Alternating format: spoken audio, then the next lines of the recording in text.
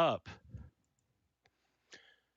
$25 from Edward Malice. Friday and GDQ is an amazing combination. The only thing better is weekend GDQ. Thank you so much for that donation, Edward Malice. And with that, I am more than happy to say that we are ready to start our Super Monkey Ball 2 run. Petris, the floor is yours. Hi, I'm Peter, PetresInc Incorporated, and I'm a Super Monkey Ball 2 speedrunner. I'm going to be running story mode, all levels, my favorite category for this here GDQ marathon. With me, I have a virtual couch of three astounding gentlemen. Would they be allowed to introduce themselves in alphabetical order? Go. Absolutely. Hello, I'm Alist. I am Brandon, aka Bytes Dev. How's it going? I am ComplexPlane. Yeah. And that is the team of people who will be bringing you this here Super Monkey Ball 2 run. Without further ado, I believe we can get started. No file name incentive, so I just kind of rolled with my own file name here. I think I can do the countdown, so on go. 3, 2, 1, go. A good load. That load can cost you a second. I was thinking about that before the run. Now I can actually Loads in this game are wacky. This is crazy. All right, so to get started, we'll just be talking about the basics, the history of Super Monkey Ball 2, why it's a good game and good speed game. If anyone wants to take the floor on that. Sure thing, yeah. Super Monkey Ball 2 is a game that a lot of people know and love. It was released in 2001. It's a physics platformer created by Amusement Vision, which is, interestingly, the same company that made F-Zero GX. And as a speed game, it is one of the coolest runs out there, I'd say, for speedrunning. Super easy to get into and very fun and movement-based. There's not really a particular part of this run that uses glitches.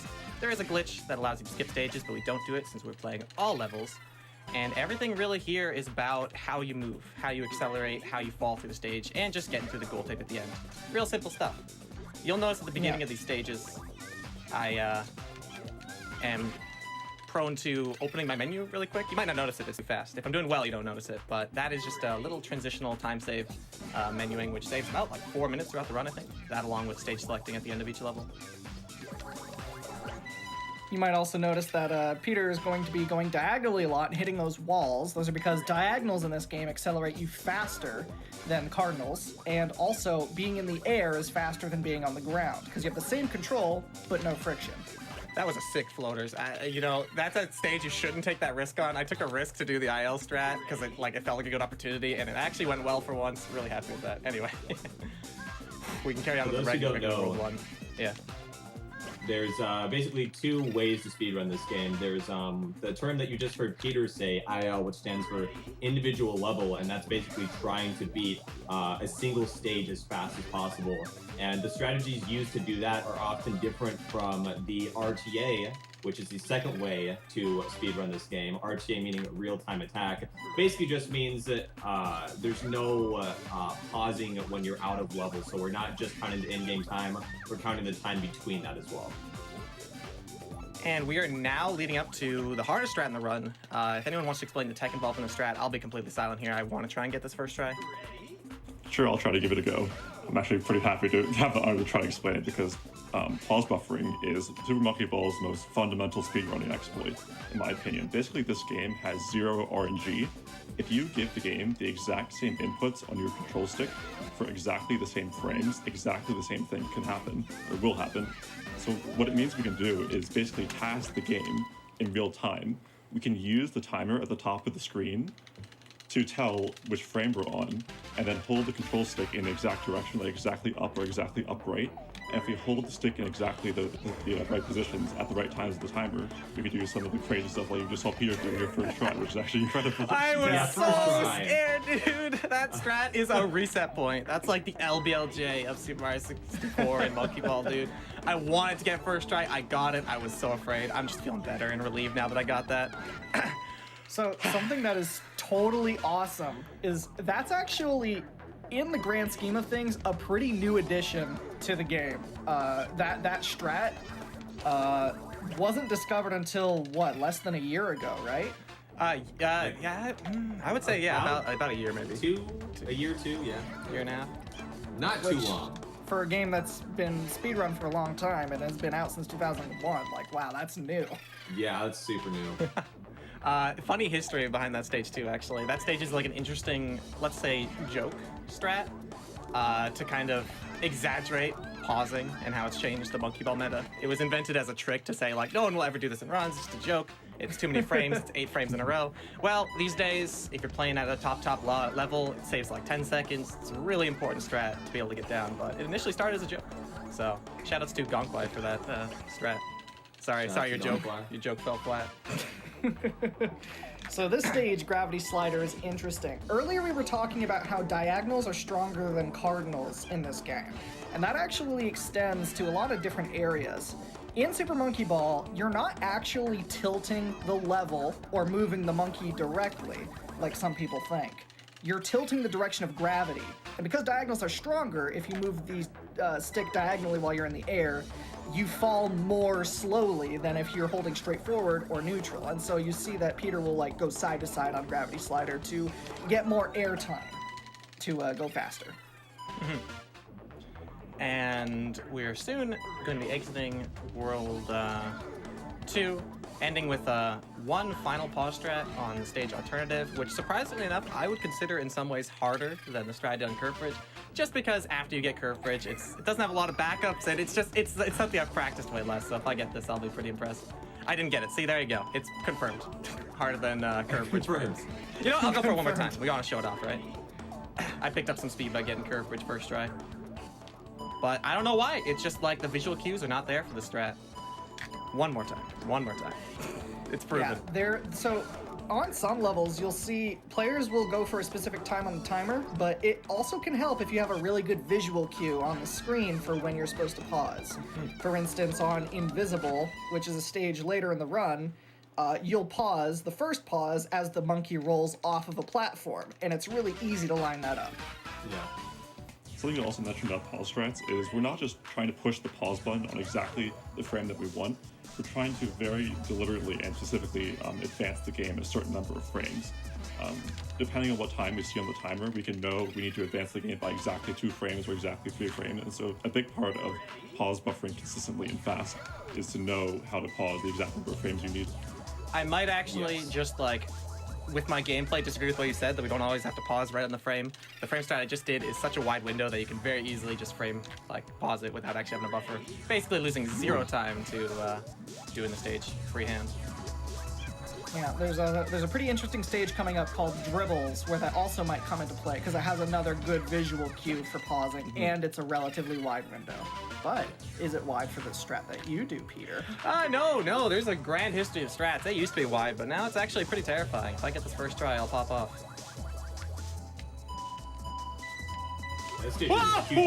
Okay. Everything is fine. Do not fret at the scary monkey noises I made. That was obviously precisely the ending I was looking for. Just wanted to keep you on your toes, viewers in the chat.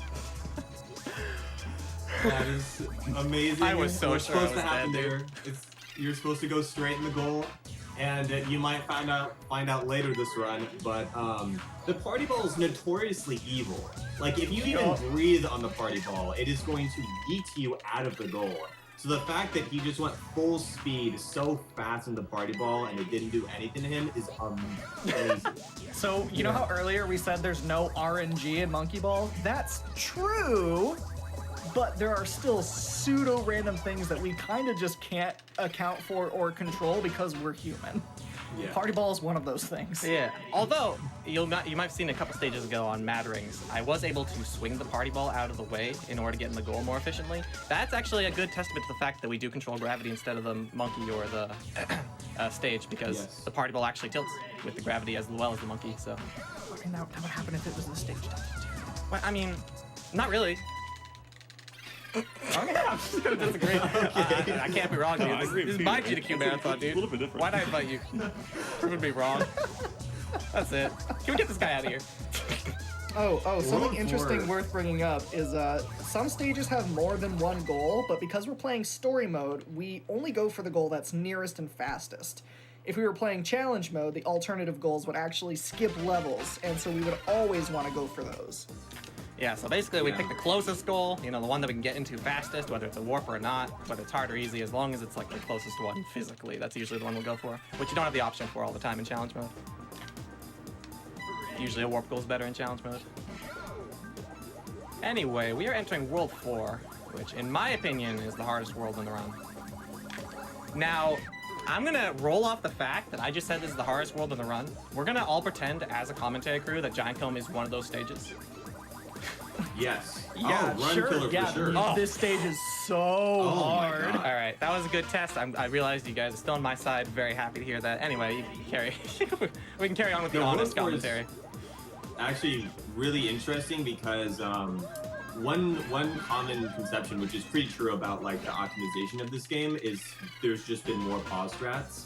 And pausing is kind of a little bit of a split feeling in the community, but World 4 has actually gotten a lot less pausey, and it's gotten a lot more movement optimized. Like even on the stages that don't involve pause strats, like World 4 in the past like year has just gotten like infinitely harder.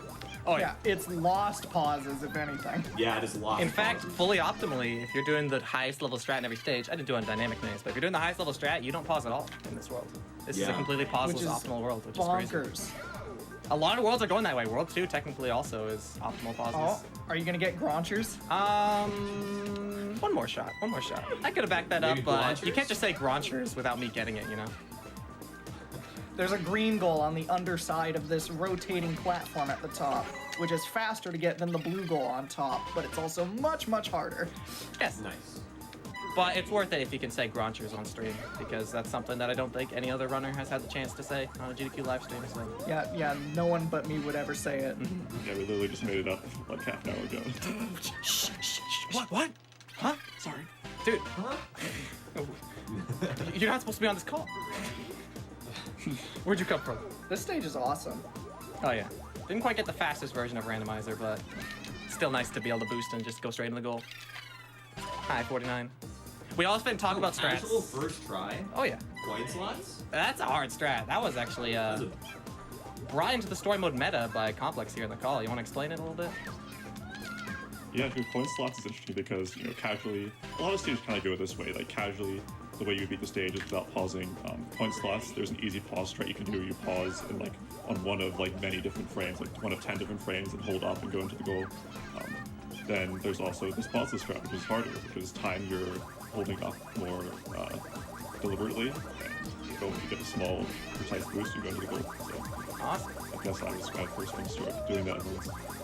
I think I have to introduce the situation of a little bit of a collision nonsense that might be coming up. We are coming up to the stage World 1-5 or 5-1 Wormhole. It's a stage that I choose to do in a way that basically makes it random. Someone can explain how collision works because I am not that smart and I cannot explain it. You want to take the floor, ComplexPlane? Sure, I'll try. So, I guess the best overall way to, if you were to take one thing away from it, take away that it's sub-frame perfect, I guess. When the ball passes over an edge, it's either going to collide with the edge or the face of the triangle that it hits, because the stage is just a bunch of triangles. If it collides with the edge, then you get the collision. If it collides with the face, then the ball kind of just gets put on top of the face, and you get no collision at all. And where Call it the ball Zorping. is... Zorping. Zorping, yeah, Yes, we have a cute little name for it too. Zorping, even though like it might be the first time you've heard it, but doesn't it sound like the right way to describe a ball just not getting collision when it should bounce? It just like zorps up onto the floor when it should have hit an edge. No. So yeah, we have a much more intimate understanding of why that happens. We used to think it was because collision only ran 48 frames out of the 60 frames per second. That's not true. I have no idea where that came from. But that's been said at previous GDQs. It is not true. I love just like repeated ideas that have no basis in reality that just kind of make it into speedrunning communities and like just like stay that way forever. It's just this, It's fun to be able to explain it though. you can't correct people. Oh, you know what? We have a chance now. Remember the name. Not checking, every 48 or whatever frames. It's about speed and stuff. Okay. I might have just ruined it. Sure. Anyways, I reckon we've got some time for donations Yeah, now, I was right? about to say. Good, because we've got a lot. Awesome. Go for it for a while. $20 from DTL. I never played Super Monkey Ball, but I always love watching these runs. Thank you to the runners and everyone behind the scenes who make this event possible. Keep up the awesome work. $25 from Jazz U. So it begins. Super Monkey Ball is for many of us the highlight of GDQ. Greetings from Finland and good luck with the run. Thank you. And we have $10 from Helix78. It's great to see Monkey Ball 2 at a GDQ, and there's nobody better suited to represent this community than Peter and his commentators. I know I haven't been around for your entire journey, Peter, but you've been a great friend. You 100% deserve this opportunity, and I'm so happy to see you doing what you do best on the big stage. From one Monkey Ball runner to another, good luck and good skill. You got this. Thank you so much, Felix. It's meant a lot to be able to meet you, and I'm inspired a lot by your gameplay and the events you organize and stuff. Appreciate it. I think we do like one or two more before World 5's over. Probably one more. Awesome. We have $50 from Mecha Kyra. Happy to be working from home so I can keep the GDQ stream up all day and excited for Pokemon later today. Donation goes to naming the fly Pokemon My Husband. For my husband who's currently working setting up an urgent care center. Shout out to him. Yeah, keep up the good work. Yeah. All right. All right, the second half. We're almost at the gauntlet. Mm-hmm. We're almost there. There is a certain I am alive, but I'm probably not. Okay, never mind. I was totally alive. That's a great quote. There was a situation going down on combination that you want to not see. You'd love to have a calm, no ordinary situation with that stage, but I was turned around totally backwards. I was doing a backwards challenge, dude. Woo-lee! Anyway. It's actually been Oh, yeah, go ahead. pretty cool. Peter's actually been doing a backwards challenge on his stream the past couple weeks where he's trying to get into the back of the goal on every single Monkey Ball stage. And man, if you're not following Peter on Twitch, you're making a mistake because it is so exciting to watch. It's amazing how there are so many stages that are actually possible backwards, even though it's clear the stage design is not designed for going in the goal from the wrong side. For example, we just did that on Brandish.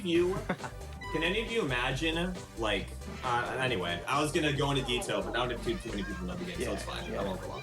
That's fine. That's for another day. Getting too excited. That's for next GDQ. Time to roll on a thin, tilted wire. Yeah. And let me tell you, I don't take the thinnest one out there. Shoutouts to Alist and Complex for taking an even thinner one in order to gain an extra second. I am bad at wires. Woo! 55 cliffs. That is a strat that is so terrifying to me. I didn't used to not even do it when I was on good pace or on a run that mattered because there was no chance of me getting it. I'm very happy I got to get it. So, coming up pretty soon is a stage called Switch Inferno. And if you've played this game before, you might not memorize the name, but when you see it, you'll know. You'll remember. It is a nightmare stage, and if you ask me, probably one of the worst designed Monkey Ball levels, even considering all the sequels that come after this one. Incredible. It is what an honor. a set of, 64 switches where only 3 of them reveal the goal, and the rest of them, they knock you off the level. And you just have to guess which one is right. Literally, no, you can figure it out through trial and error if you pay attention to which switches light up when you hit them, but nobody's gonna do that. Yeah, no 7-year-old in 2005 was doing that. I gotta say, though, thanks to an awesome runner by the name of Steven CW, that stage is a lot of fun to play in the speedrun. You actually just kick off one of the correct buttons and fly straight into the goal. It's incredible. No trial and error, no jankily avoiding switches. It's a beautiful day. World 7. Ooh. What a world. Ugh. Don't even get me This started. is the world. Execution test of a world. Yeah, you get here on PG pace, and it's like this world decides whether. I mean, obviously every single one does, but this is the true mark. Like if anyone follows SM64, this is like we're going upstairs now. Like stuff's getting real. Yeah, like even just that first level, Spiral Bridge, getting the first cycle is a nightmare. I can't do it consistently, and I'm It's one of the good hardest at this game. tricks to do consistently in the speedrun. So let's go, Pete. Thank you. Let's go. It was a blur. I had to shut off my my screen, my sounds, my eyes. I just Didn't look. just I'm became glad the to ball. hear that I got it. I don't remember. I genuinely can't remember getting it, but that's awesome. Let's go. That stage is one you have to not be afraid of. They can smell it, I think. Even more than double spiral. All stages with spiral in their name are scary, by the way. Write that down if you want to learn how to run the game. Jot that down. Or bridge. All right, for the fans, I am going to go for Civ IL one time. Oh my goodness. Pause jam? This level. Oh. I came really close. That actually gave an idea of what we were looking for on the stage, so I think I'll rest on that. So close. Unfortunately, Yeah, so this- I'm just not good enough to commit to it like others could. But that is an insane strat where you get hit by the Civ in real time without pausing. Yeah, it's very slightly faster than the pause strat, and it's a heck of a lot harder to execute. Yeah, I would say for the people who do it, that is the hardest stage in their run. Correct me if I'm wrong. It's top 3. All right, Easy. all right. Easy top Whoa, 3. wait, what beats it? Or top Wait a 3. minute, hold on. That's not. Maybe alternative, 52 Oh, alternative. okay, that's fair. That one's also But partially anyway. random, right? Somewhat. Kind of. Still hard to set up well. Yeah, yeah. But yeah, it's very hard. That's the point. All right. The rest of World 7. Yeah, go ahead. Yeah, no, the rest of World 7, if you're doing really high level strats, going into the beginning of World 8 is like an incredibly hard stretch of stages, because you got that Fallen Strat of Hierarchy, you got a crazy strat going to the side on 8 bracelets. Well, I'll keep describing them as we go on, but like this little section of like a little over half the world between like the end of World 7 and beginning of World 8, man. Oh, first try, let's go! That was awesome. So sick. Also, I don't think that's been shown at a marathon before, so that's awesome. we do have to pay our respects to the played out joke of taking a sip while being on quick turn. We no longer just hold up on that stage, so if you want to stay hydrated, if you're playing at the top level, you no longer can. I'm sorry. No more bit about drinking your water. There's no time for No more hydration. taking a Sip game. selfie, no more closing your eyes. No. We don't hold up anymore. It's not funny. It's not a joke. This is a serious speedrun now. This is serious business. No jokes allowed in my speedruns. Thank you. So you might have noticed earlier in World 4 that Peter didn't play the 10th level last. And he also did that here as well. And there's a very good reason for that.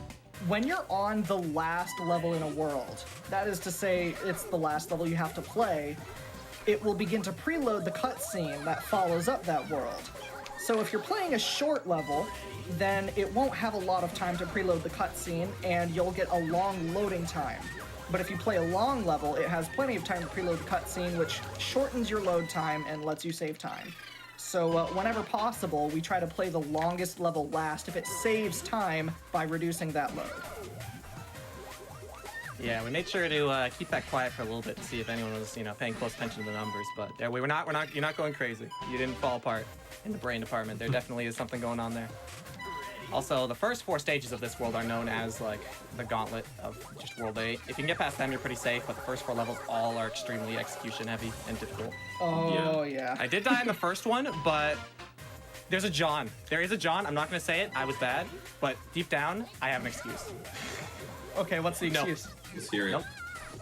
Come on. We gotta. You can't say that you have an excuse and then not say it. Because I'm mature. I'm ascended in, the speedrunner world.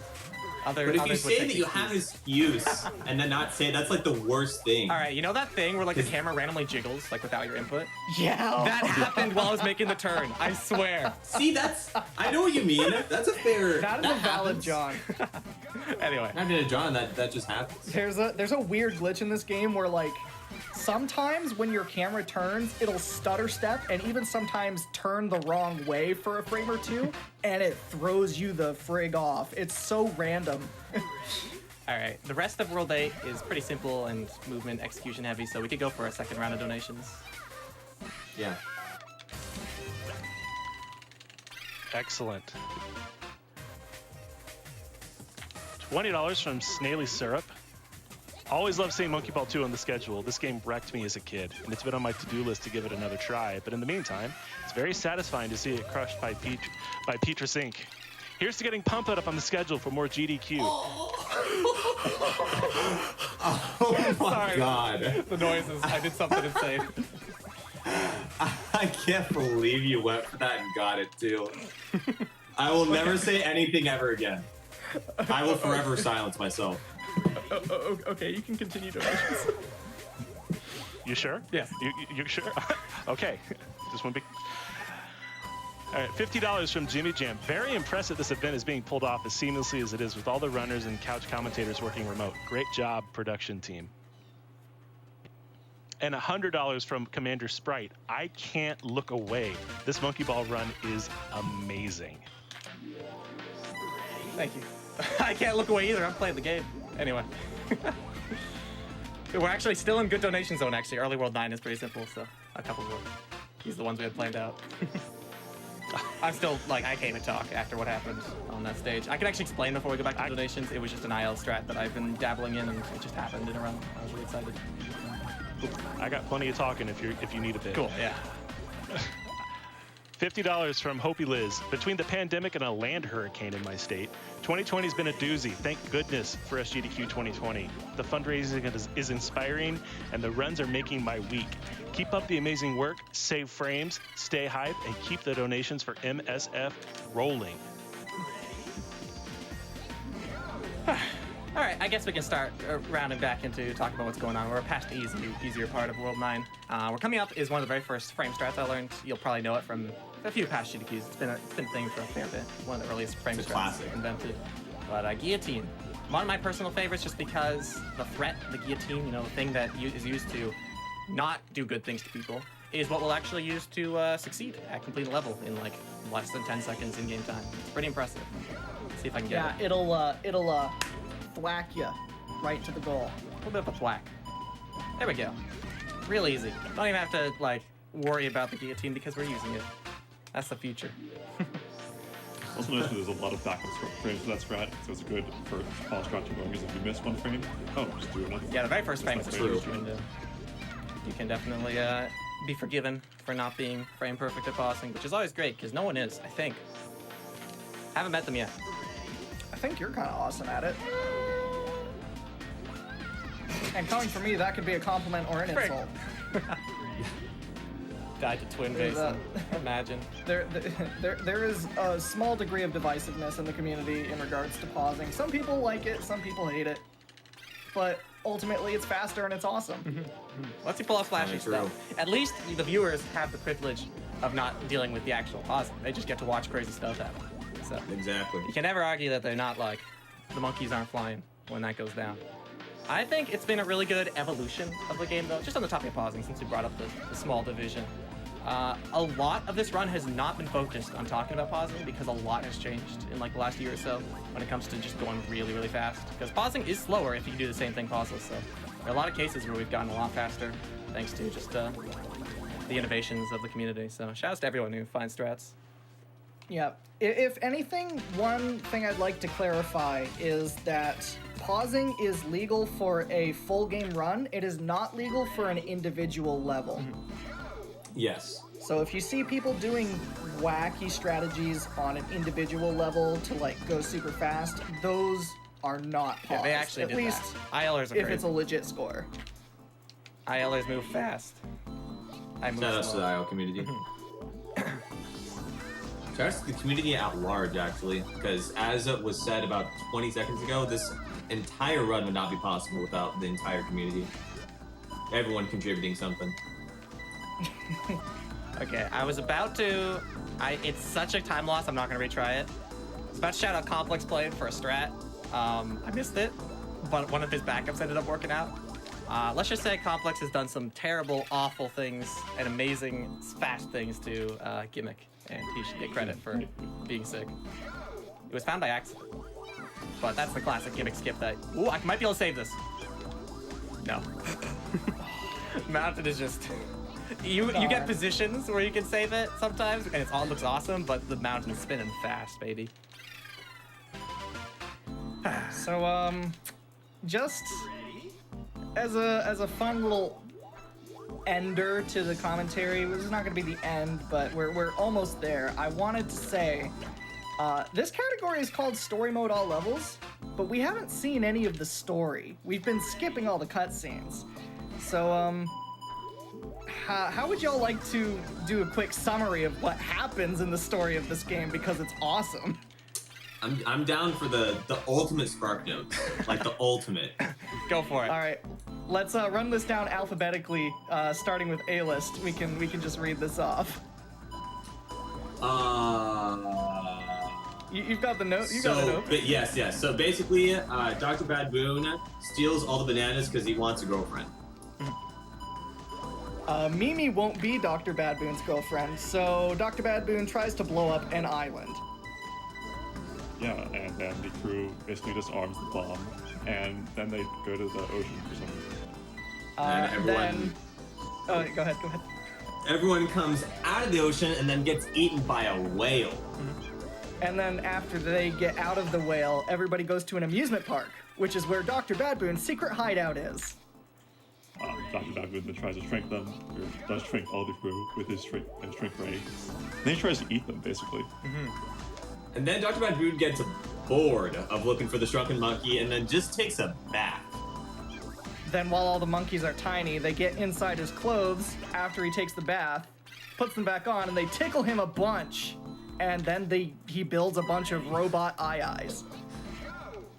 Then everyone basically just goes to space because I guess the space levels are cool once all the robots are destroyed. Then the crew destroys Dr. Bad Boon's space colony. Then he falls to the Earth and gets KO'd out of there. Later, Dr. Bad Boon. We will get a quick chance to see that a little bit right after the run starts. Not for too long. I don't think we have time for the whole cutscene, but that will actually play after we finish the run. Wait, the run hasn't started yet? Wait a minute. Wait a Run second. ends, I think is Let's what start the you timer. meant to say. Oh, by the way, speaking of timer, I'm so glad we brought that up. That was good timing. The time does end as I pass through the tape on the stage created by. The World 10 was very hard. I'm glad they just told a funny story while I was playing it. I got to get a lot of strats first try. But this is the final level. So right when I pass through the tape, I'll call it out. And time. And that was Super Monkey Ball 2 Story Mode all levels for the Nintendo GameCube. Played on a Wii. It's fast. Let's go. Great run, Peter. Thank you. That was. What time was it? I don't have the GQ stream open. Was it good? What was the I time? do not either. Insane. That felt like a 30. Yeah, I had to retry some strats to show them off. But I felt like overall that was really fast. That was a 30-32. Wow, that's awesome. Wow. I was hoping to at least get a 30 Marathon. in this marathon. Yeah, that is so good for a run, for a marathon run. Because the old GQ world record from like a year or so back was like basically a 32. So a couple minutes safe. Not bad. Anyway, we gotta wrap this up quickly. There's a little bit of dialogue going on there. Don't worry, you won't get to see the end of it. Watch it on YouTube. Get the game. I don't know. Quick shout outs. I just want to shout out my couch crew. They were really cool. They really helped me focus and like make this run as entertaining as possible. Follow them all on Twitch. They all stream at different times. I also want to shout out Helix again. They donated, but it was really cool to hear from them. And my mod team at home, especially Pixler. He doesn't even like speedrunning, and he shows up to all my streams, so he's a good guy. And that's about it for me. Thank you guys for Follow showing Peter up. This was on really Twitch. cool to show off. Follow who? What? Peter. Okay. PetresInc. All right, cut. We're done. Do it. I don't want to hear this.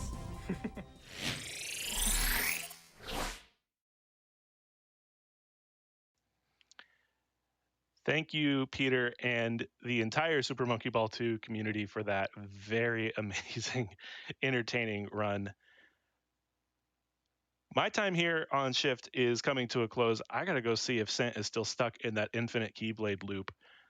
So while I go do that, we are going to set you up with a commercial, and when you return from that commercial, Skybills will be on microphone, ready to set up an absolutely incredible Super Mario Brothers Warpless race.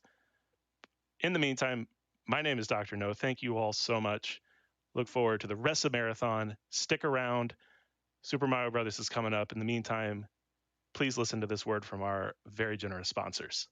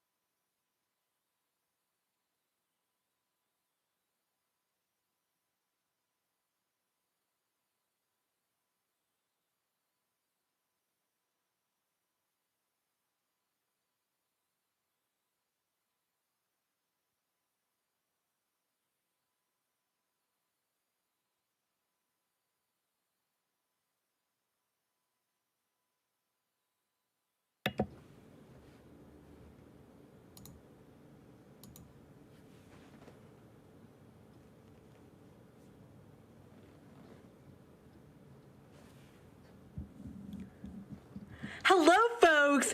Welcome back to Summer Games Done Quick 2020. I'm Skybills. I'm going to be your host for the 2D Mario segment. First, some donations, though. We have $25 from Cetra Blues, who says, super hyped for the upcoming Mario races.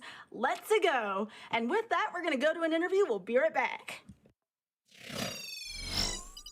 Hello, I'm Feasel, and I am joined by Supersonic, Cosmic, GTA, and Picante, the runners of the classic Mario block. So Supersonic, Cosmic, and GTA will be racing Super Mario Bros. 1, and then after that, all 4 runners will be racing Super Mario Bros. The Lost Levels. So thank you guys for joining me today. What's up? Thanks for having me. Thanks for having us, yeah. So let's talk first about Mario 1. So the top 10 times on the leaderboard for Warpless are all less than a year old, so it looks like there's been a lot going on in this game. So can you tell me a little bit about the state of competition for this category right now? Sure thing. So competition started heating up around last year. Cosmic had the record at about 1902.3 for a good while. I think it lasted about 1.5 years, and then I started getting better at the game around then, and I ended up taking it around May of last year, and he ended up taking it back, and he pushed it down to sub 19, and when it hit sub 19, there was a huge, everyone started getting into Warpless more. It was a huge boost for the category. So a lot of runners started pushing their times down more and more, and the category just became a much bigger thing. And I think it's carried through until now. It hasn't really died down. Category's still hot. So there was some good competition that really built up momentum and got more people into trying to run it and trying to push their times. So. Definitely. Yeah, I think that Sub 19 was a huge milestone, and then we also have a lot of really cool community tournaments and things that also get people interested in racing and things like that. Well, that's great. And I'm told that apparently, GTA's, you just got the world record this week, didn't you? Yeah, I recently got it about a month ago after an 11th month grind, so it was nice to finally get it again because I hadn't had it since last year when I had it for a month. And yeah, so it was nice to finally get it again after this huge grind, and I just pushed it down to about a lower 1859. Cosmic had the 1859 at 0.8 for a while, and then I got a 0.3, and then just a couple days ago I got the 0.0. It's actually 1 frame from an 1858, which kind of sucks, but a world record's a world record. I'm not going to complain about it. But yeah, it's a really good time, and I'm proud to have it right now. Yeah, that is impressive. It's especially interesting to see a game that has been optimized to the point where we're now measuring sub-second differences from record to record. Yeah, it's 0.008. It's ridiculous. So what kind of recent changes or strats have been added to this route in the last, say, year or so? What kind of new things are in this? 4-4 clip was a major addition.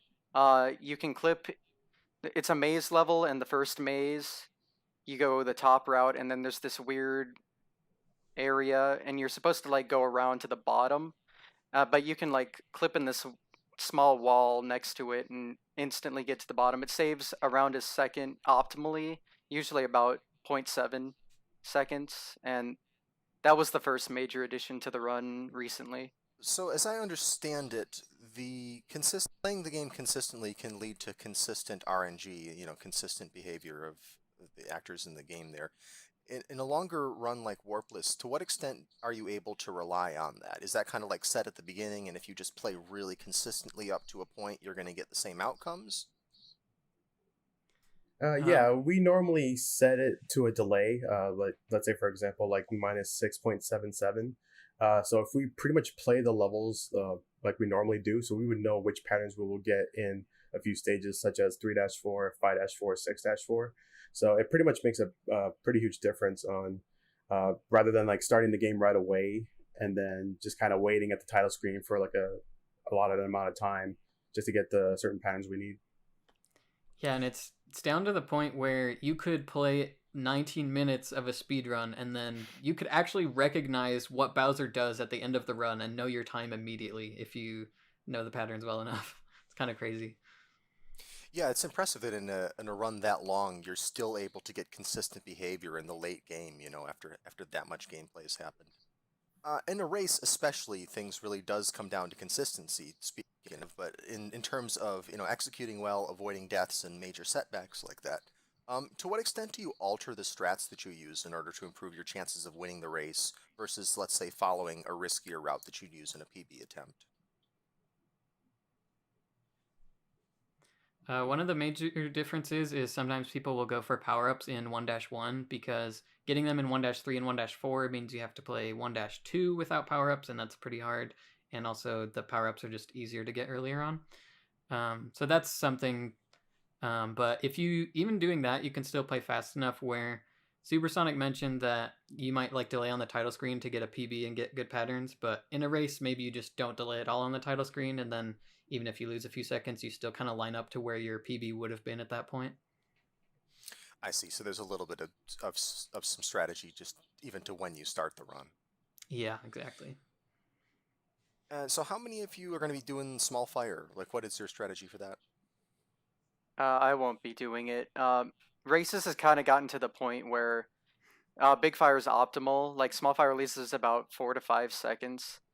And although it looks cool, and I recommend anyone playing it that way because it's so fun to play with small fire, for a race like this where everyone's so good, you have to go all out, and big fire strats are definitely the way to go.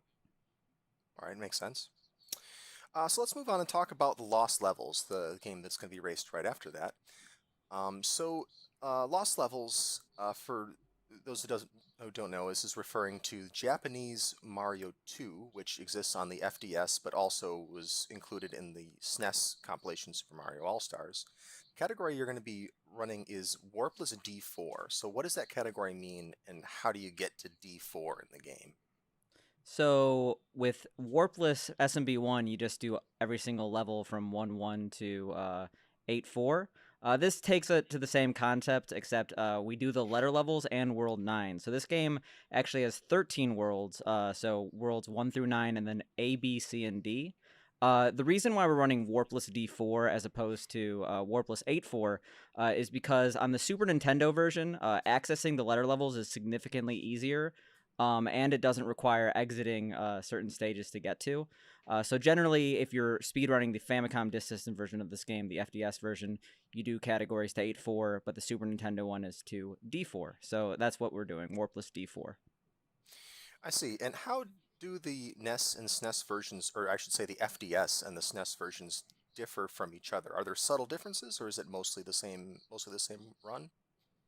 So a lot of the differences are what you would find also on the SMB1 version of the game. So, like, for example, the hitboxes on the Super Nintendo version are quote-unquote fixed to be more accurate to what the enemies actually look like.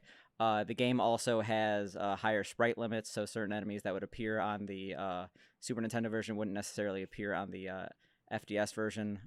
But I'm sure there are other differences that I can't think of right now. So on the Famicom Disk System version, you have to beat the game 8 times in order to access the letter worlds.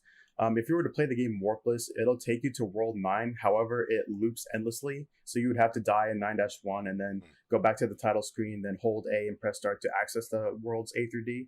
Also, like, the hitboxes are much different. It's more like SMB1, although they have like some physics changes with Mario and Luigi. Although we're not really running with Luigi, but with Mario, it's pretty much the same as SMB1. However, when you bounce off enemies, he bounces off slightly higher. And also, there is a loading time between 4-4 and 5-1, but in the SNES version, there aren't any loading times. It just takes you straight to the level. Yeah, so actually that very small difference of being able to jump slightly higher off enemies does come into play a decent amount during this run. Specifically, there's something called a super jump. So if you hit an enemy at the correct angle, which look out for 5-1, most of us should be going for that, I think. You actually launch like near the ceiling of the game, and that's only possible because of the slightly higher jump height that you get off these characters. So that definitely comes into play. With this run, there is some GDQ history as it relates to the current world record, isn't there? Can you tell us a little bit about that? Yeah, Yes. so basically we had a GDQ hotfix for lost levels specifically, where we ran a ton of lost levels runners came in and did a lot of runs and races for categories. One of which was Warpless D4, and it was a race between me and Cosmic. And what did you do, Cosmic?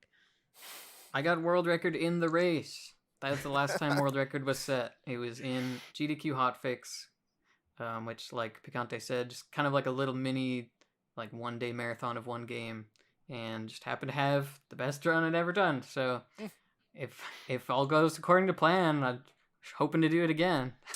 Wow, One for I one wasn't right going to now. say it. I wasn't going to say it, but now you've put it out there in the world. The I'm pressure's setting on myself now. up to lose by 5 minutes is what I'm doing. All right. Well, thank you guys very much for chatting with me, and best of luck with the races. Thank you. Yeah, thank you. Thank you. I will need it. A lot of RNG in this game. Yeah. So you can catch the races of Super Mario Bros. 1 and the Lost Levels, which may be a world record, coming up next.